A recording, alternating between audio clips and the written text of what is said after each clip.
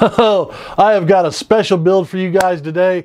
Ryzen 9 7900X, MSI X670 motherboard, XFX RX 6900 XT, all hiding in this case behind me. Going to show it to you a little bit later on. We're also going to have some benchmarks, and I'm going to tell you what I think about this monster. So stick around. This is going to be a lot of fun. Let's roll.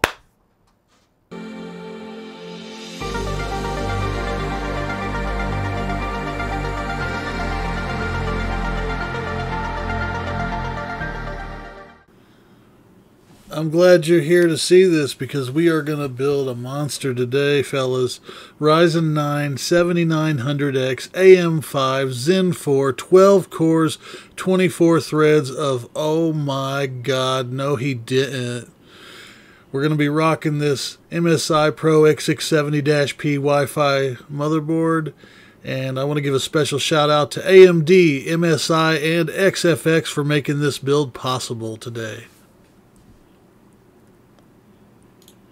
Our graphics card is going to be the XFX MERC 319 Radeon RX 6900 XT, and this thing is an all-out beast of a GPU. This thing will just knock the frames out. This card is very cool, it's very quiet, and it's one of my most highly recommended cards if you're going to rock a 6900 XT or any Radeon card for that matter. Don't let the 2 8-pins fool you. This will hang with the best of the 3 8-pin cards as well. This is the MERC 319 6900 XT, and it means business. For our power supply today, we are going to be rocking the EVGA 80 Plus Gold 850 G5 fully modular power supply. This thing's got all the PCIe wires we could possibly need. Fully modular means that cable management's going to be an absolute breeze, and this thing is just a beastly power supply in general. I've used these several times, and I promise you these are absolute units. For our memory today, we're going to be using a 5600 megatransfer kit of 32 gigabyte 2x16 Corsair Vengeance DDR5, and we're going to overclock it because why not milk a little bit more out of it? We can get those timings a little tighter. For our storage, we're going to use a 1 terabyte P5 Plus Crucial M.2 NVMe SSD. And later we might expand on that when we get some Gen 5 storage. For cooling, we're going to stick with the stalwart, the Arctic 360. This thing is a great cooler. This is constantly topping the charts for water coolers, and it's really hard to beat this thing. Nice thick rad, really sleek, clean look, matches almost any build. Exceptional cooler. The MSI Pro X670-P Wi-Fi features an 8-layer PCB. It features a 14+2+1 power design. This has 2 ounces of thickened copper and boasts a PCIe 5 top M.2 NVMe slot, and the other slots are Gen 4. And of course, like all X670 motherboards for the AM5 socket, this does support Expo memory, which is AMD's new extended profiles for overclocking memory kits. It's sort of like Intel's XMP. It's basically just a more granular, fine-tuned way to work with RAM and the Zen 4 AMD processors. The 14+2+1 power design on this board has 14 stages VRM for the V-Core, 2 stages for the SoC, and 1 stage for miscellaneous power, all rated at 80 amps each, so a pretty robust power design. The rear I/O on this board could probably use a couple of more USB ports. That said, it does have a 20 gigabit per second USB Type-C port, which is nice to see. Of course, we've got the Wi-Fi. We've also got the optical audio out, which is a nice bonus, and as do all of these new boards for the AM5 platform, it has onboard graphics, so we have the HDMI and the display port. The case that we're going to use is the Corsair 5000D Airflow Edition, and this is a really bulky, large case for a mid-tower in all the right ways. We've got a really robust front I/O, we've got really good airflow, we've got all kinds of room inside for plenty of activities, and we've got lots of room for any kind of SSDs you want to throw in the back. There's like 3 holders for that. Oodles and oodles of space inside this case, and lots of configuration options. You could put your radiator on the front, you can put it on the top, you can even mount it on the side. There's a place on the back side where you can mount a 360-degree radiator or up to 320 millimeter fans. There's also really nice cable management. You've got a door on the back that kind of closes to hide all your ugly, scary wires. And there you can see the mount for the additional 3 fans that you can use if you'd like. It also comes with a fan hub, but I removed that fan hub because I really don't need it for my purposes, and it actually kind of congests my cable management rather than helping me, which is not beneficial. For your case, that may vary. For our fans, we're using the Arctic P12 PWM 120 millimeters. These are great fans. They punch way above their weight class, and you really should give these things a try. Great static pressure, relatively quiet, and just perfect for the price.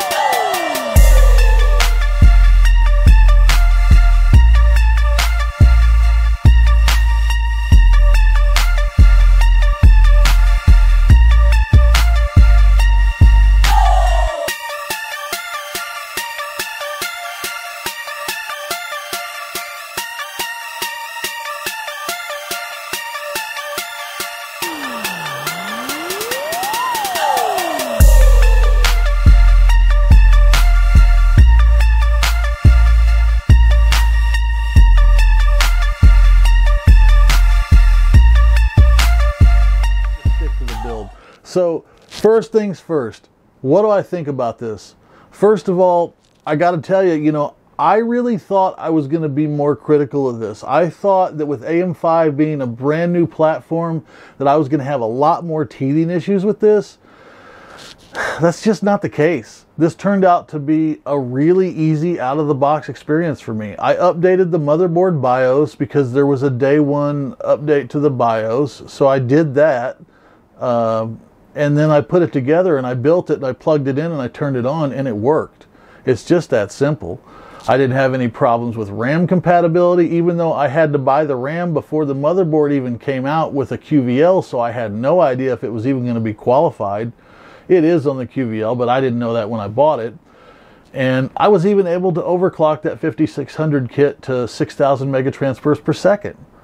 Easily. Like, I literally just raised the speed to 6,000, bumped the DRAM voltage up 0.5 millivolts, I think, to like 1.35 volts, because DDR5 uses less power than DDR4. So anyway, it worked just fine.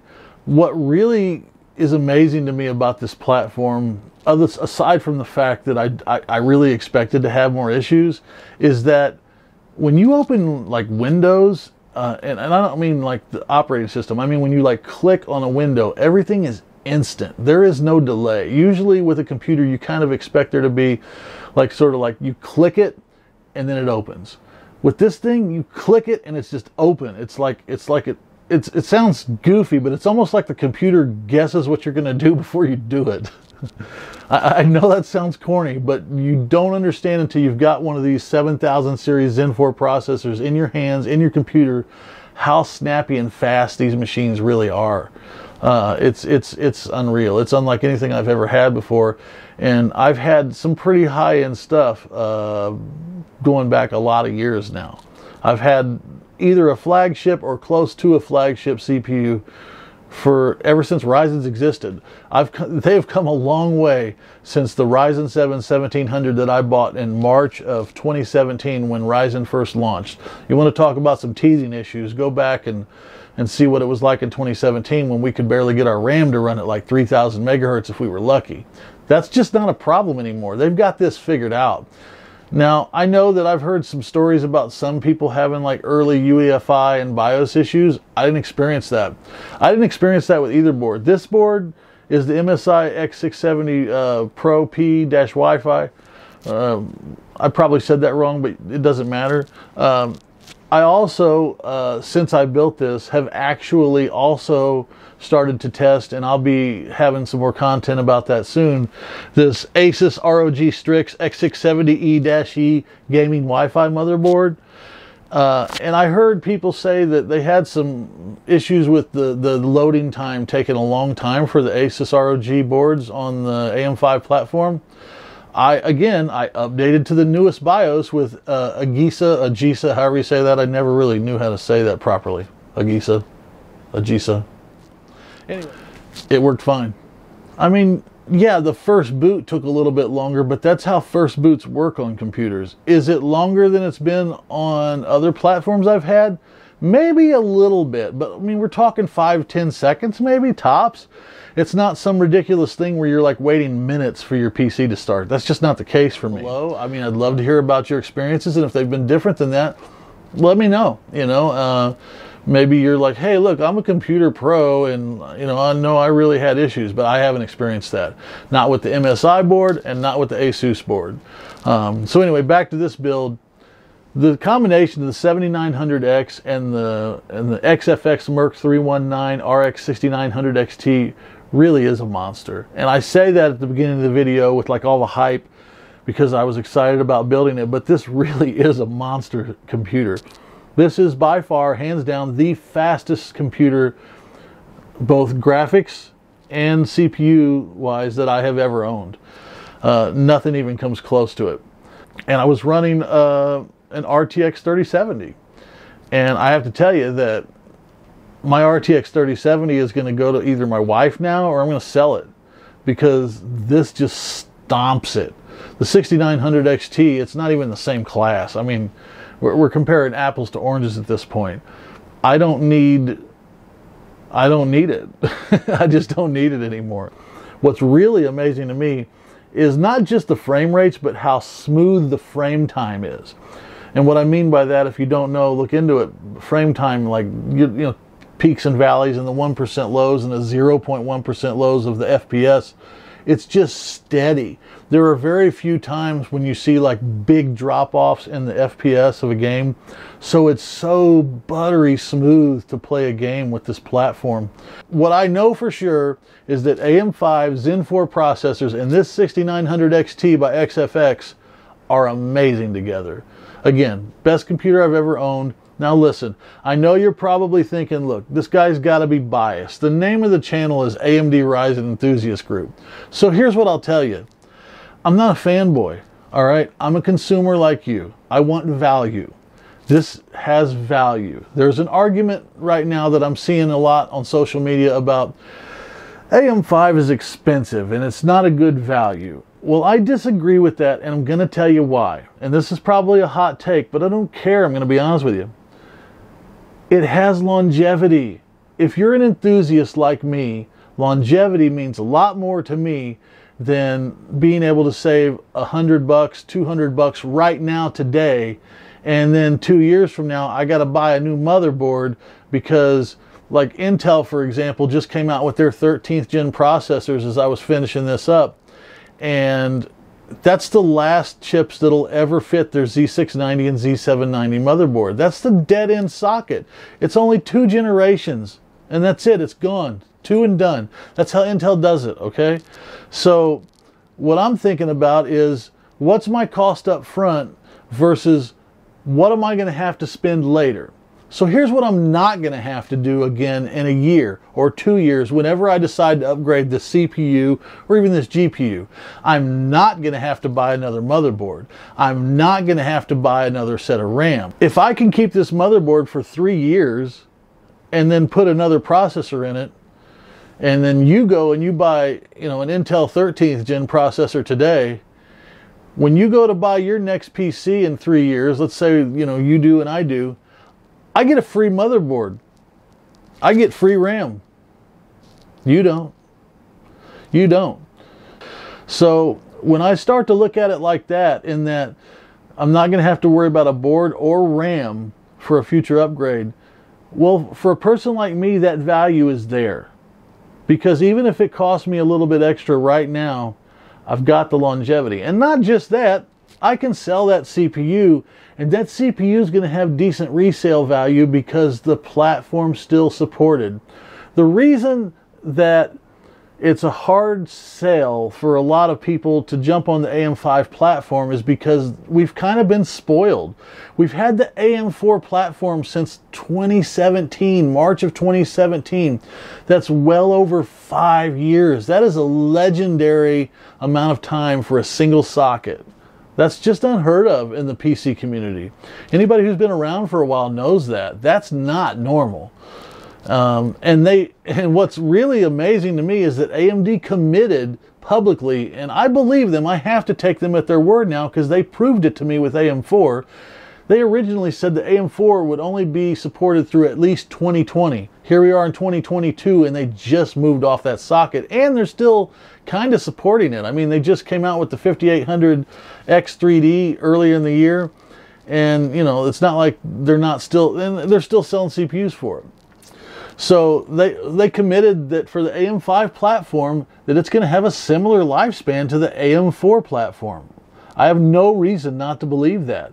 What I know for sure is that that means I'm going to have at least an opportunity to upgrade a couple more times on this motherboard before I have to worry about this hardware not supporting the newest, latest, greatest CPUs. So, you know, when we talk about bang for your buck and speed, I really think this is where it's at. So, you know, I appreciate you watching today. Whether you agree or disagree with what I have to say, that's immaterial. I mean, in this community, we're all going to have different ideas and different opinions about things. But what I'll tell you is that this computer was really fun to build.